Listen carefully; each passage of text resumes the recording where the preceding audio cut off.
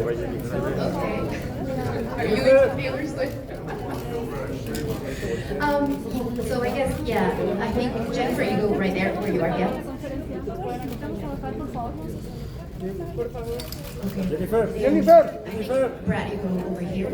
Jennifer. Simon, next to Jennifer, please. Thank you.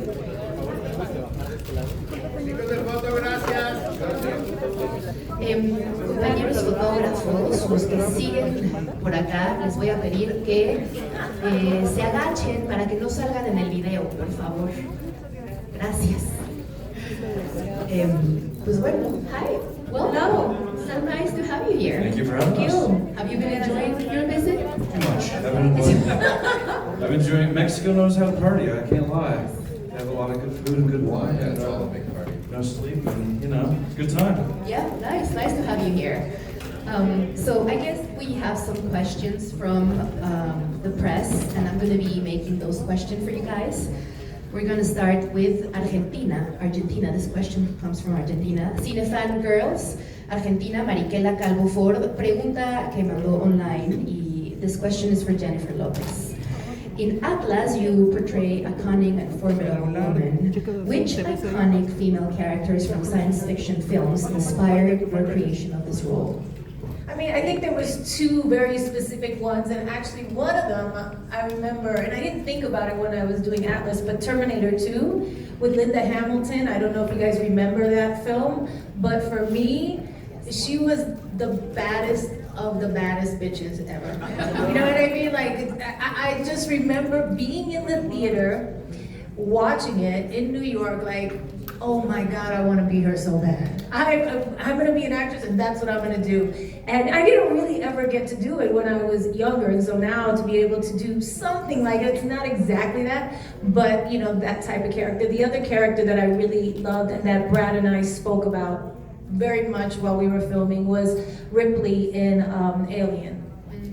Sigourney Weaver. So those two for me were the most iconic kind of sci-fi action movie characters that... One of the reasons why I love Cameron, right, is Aliens, where he works with Sigourney, and then Hamilton and Terminator, and the tone that he makes and how awesome he makes female badass women. You're just like, that guy is the greatest at doing this. And so yeah, those are the two excellent touchstones.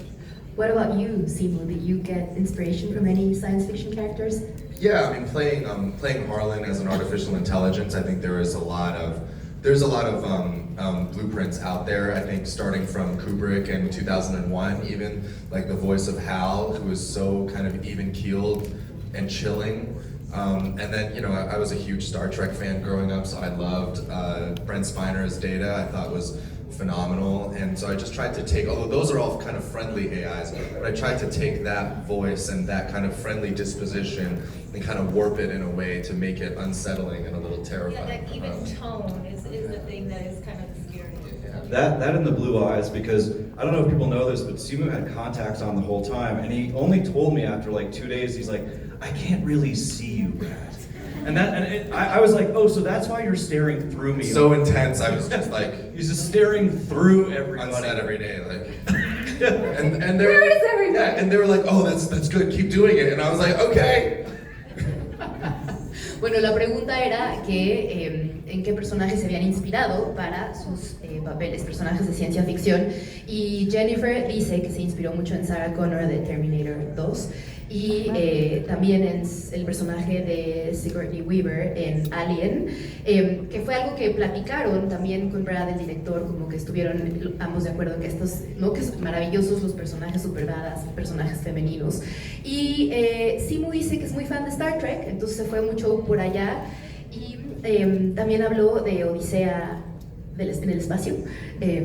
Fueron como que aunque son inteligencia artificial buena onda y su personaje no es tan buena onda, pero bueno, que tomó inspiración de por allá. La siguiente pregunta viene de Editorial Televisa. Eurídice Garavito García pregunta para Jennifer Lopez. What challenges does humanity face regarding artificial intelligence? What aspects of new technologies do you find most surprising?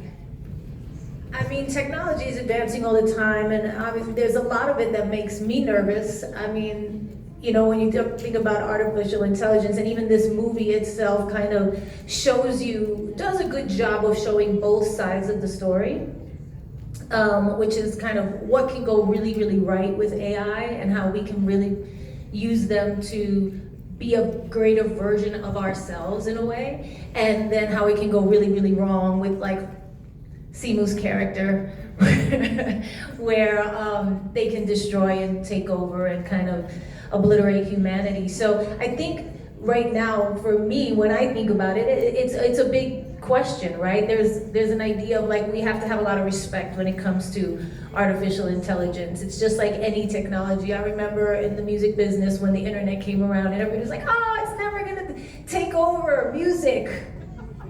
And it was like, okay, well that happened. And so you just have to really be open to the fact that there's gonna be changes all the time, and not changes that some people can predict and some people just can't foresee because we get so stuck in our own reality. But yeah, I think it's about respecting it and not letting it kind of take over in any way, but using it to aid us in the best ways that it can. It's all about balance. Of course. Bueno, tenemos una pregunta de Brasil, fan influencia, es de Diogo Cunha, y the question's for Jennifer Lopez. With an impressive career and numerous films to your credit, do you still experience those famous butterflies in your stomach when working on projects like the new Netflix film, Atlas? I have butterflies right now. I always have butterflies. I don't think, it ever gets old to me, no matter how long I've been in this business. I always feel the excitement of doing what I do and being able to be blessed to do what I do. For me, it is a huge, privilege to be able to find something so young that I was so passionate about in entertaining and performing and singing and dancing and acting and producing, and be able to be doing that my whole life. And so, yes, I still get butterflies. I'm more at home, actually, believe it or not, on stage in front of, 30,000 people than I am in a room like this. You know what I mean? I'm more at home in, on the set, in a little 2x2 with a green screen behind me, and make-believing I'm falling through the planets. I can attest to that. Acting crazy and, have my adrenaline at 100 and really acting and, just putting myself in another realm. I feel very comfortable in those situations, I guess because I've been doing it a long time. I think it shows. I mean, I think we were remember on our content day when we were reviewing your Super Bowl footage, and I was just like, you're one of the best to ever do it, period. What about you, Simu? Do you still get those butterflies? Yeah, I feel really at home when I'm on stage in front of the Super Bowl, 75,000 fans, yeah. I think what Jen said really rings true. I think, I think the butterflies never really go away, but I think I think as artists, and certainly as performers, I think find a way to be excited by the butterflies and to use that kind of nervous energy, and to embrace it in a way. I think some of the greatest actors I've ever known and ones I look up to experience terrible stage fright and nervousness and anxiety, and it's not the lack of those things that allows them to be great. It's that they accept it and then they embrace it and then they work through it, which I think is pretty incredible. And what happens as a director? Do you still get butterflies? Yes, I came from animation. I sit in a room by myself and draw pictures. That's like my background. So when you go to a set and there's 400 people that want your opinion, it's a little bit nerve-wracking, but just to add on to what they said, generally I think those butterflies are because you care so much, right? Like if you didn't have that, something would be wrong. Like you need to have that. It means you've invested so much, you care so much, and it's sort of like your body's preparation to like pour your heart out into something, I think is what happens. But one of the things that both of them said that was 100% true is the sooner you can get into the flow state, the better. The more at home you are, like as a creative who wakes up every day and all I want to do is create, like literally, you can ask my girlfriend, I drive her crazy. I would wake up and I just want to go make something. And when you get in that flow state, you can make her breakfast in bed. Dude, I don't want to poison her I am not good at cooking. I'll do everything. You can make her a cup of coffee. There you go. I do that. But like once you get in that flow state, it's like that's what you live for, you know, being that creator and being in that creative state. And so yeah, once you get in that space, you never want to leave it. It's so addicting. You're like, this is what I was built to do. I love doing this. So I think if you don't get the butterflies, maybe that means you're AI or a robot. You should check. Tenemos ahora una pregunta de Brasil, de Estación Nerd, y Caro Rodríguez pregunta para Simu. Whoa, really? Yes, you got your own question. ¿Verdad? ¿Por mí? Para Simu, from Brazil. What is it like to work with Jennifer Lopez, who's often regarded as the premier action actress of our century?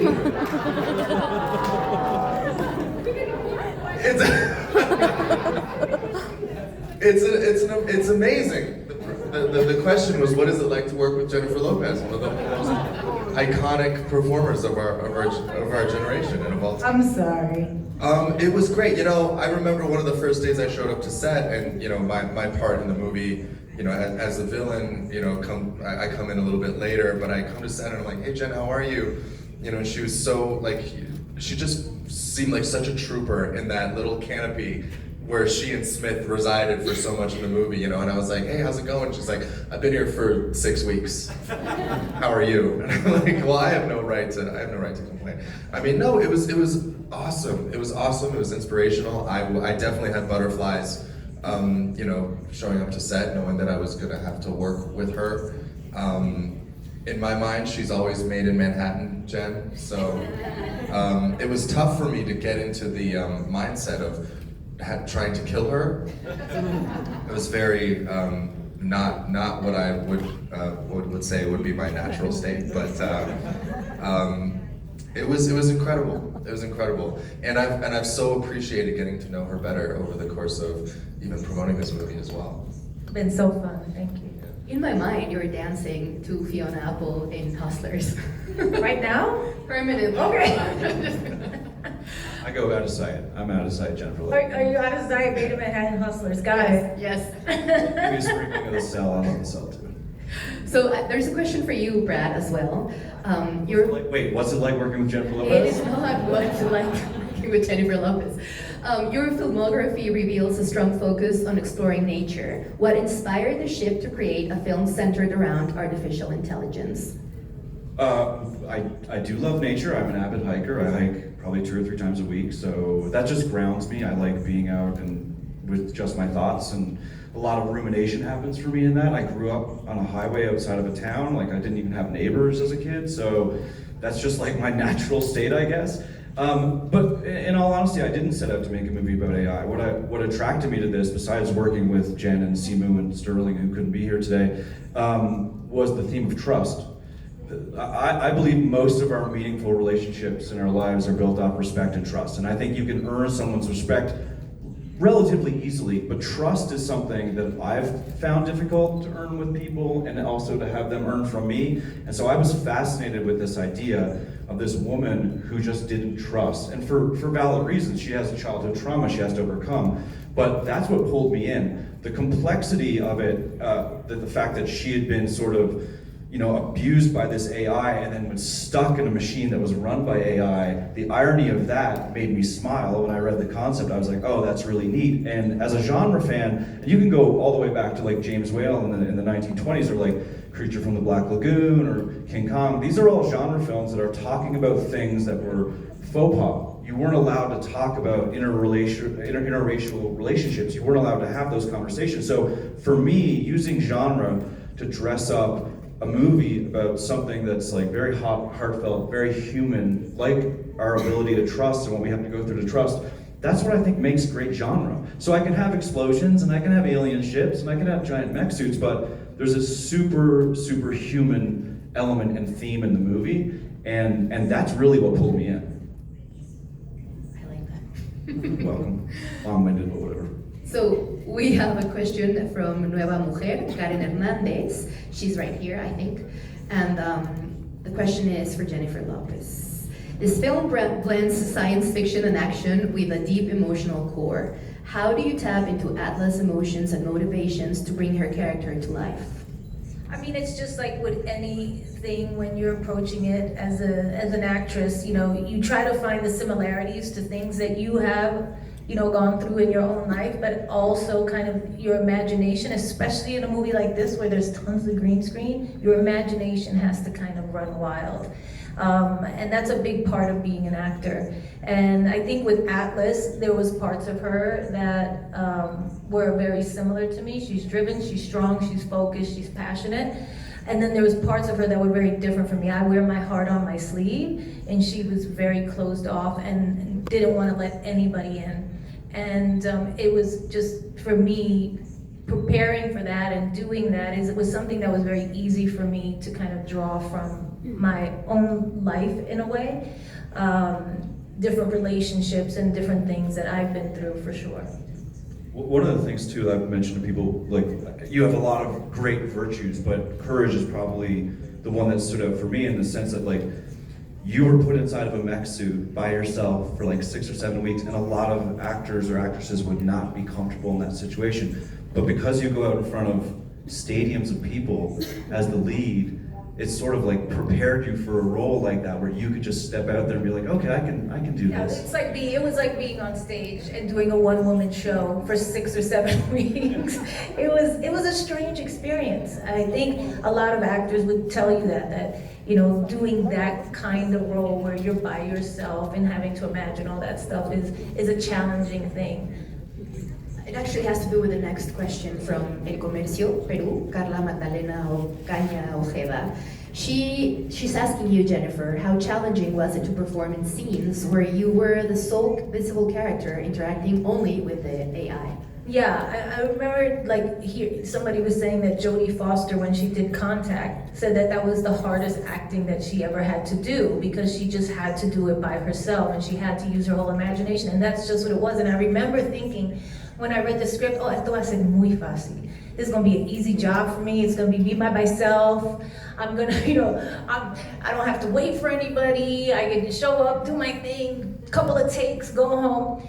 And it was so exhausting to kind of stay at this level of adrenaline of like, your life is over, you have to save the planet, you're in a life and death situation the whole entire time, that at the end of the day, I would just be so exhausted, not just emotionally, but physically, like from just like tensing up my body and throwing myself this way and that way and doing all these things and trying to concentrate and seeing things that weren't there and all these kinds of stuff. So I would walk home every day with what I would call the tired limp, which is, you know, you're limping. Usually you limp because you're hurt, but when you limp because you're tired, you're kind of like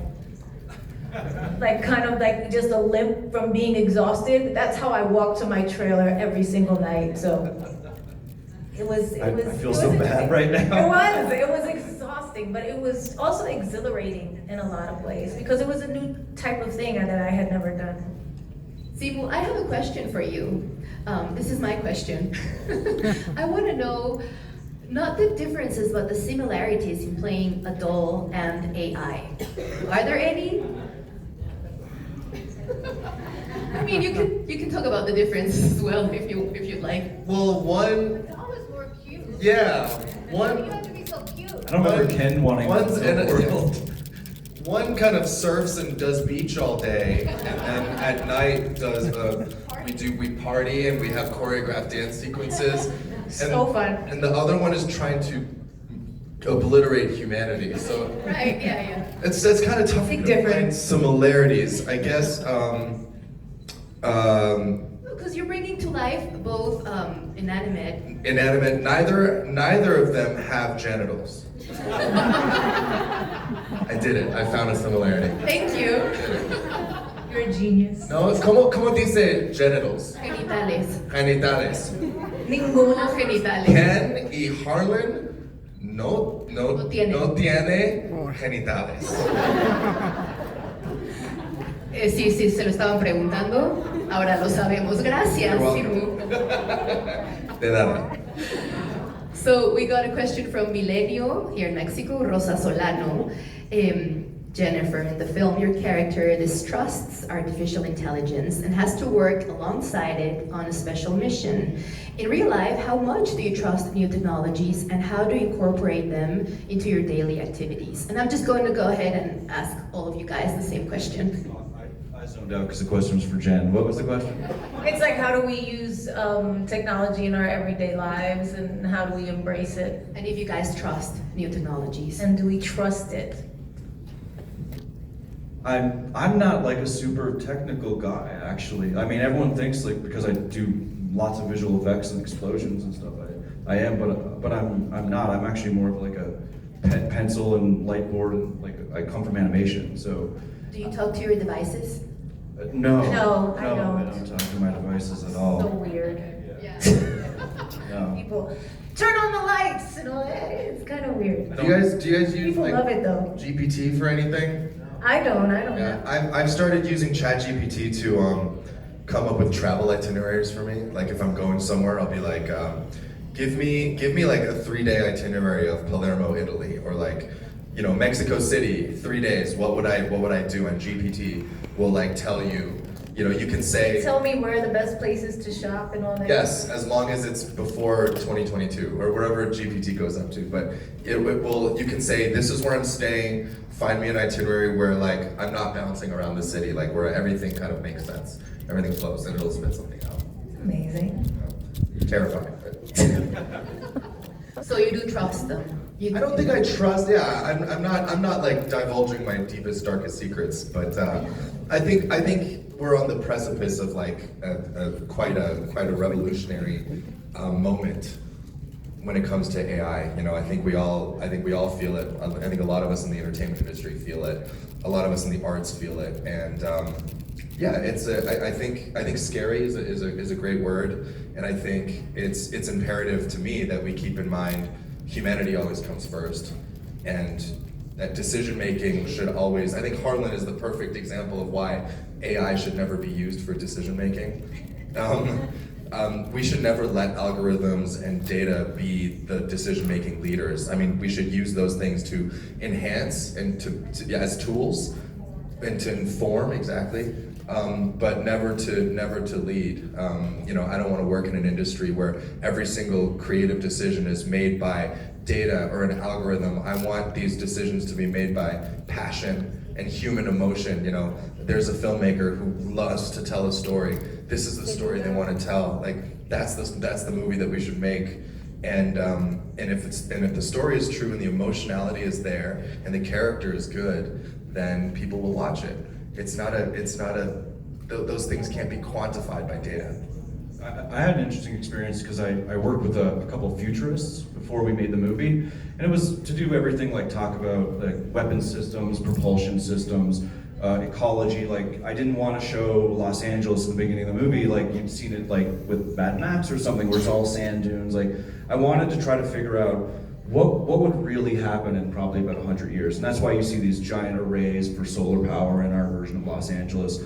And he had a really interesting thing that he said to me about AI, and it sort of was my true north for making the movie, and it was very much in line with what I wanted to do intuitively, which was he said AI is a tool. It's like a hammer. A hammer can do a lot of harm, and a hammer can do a lot of good. You know, like you could build a house with a hammer and save lives.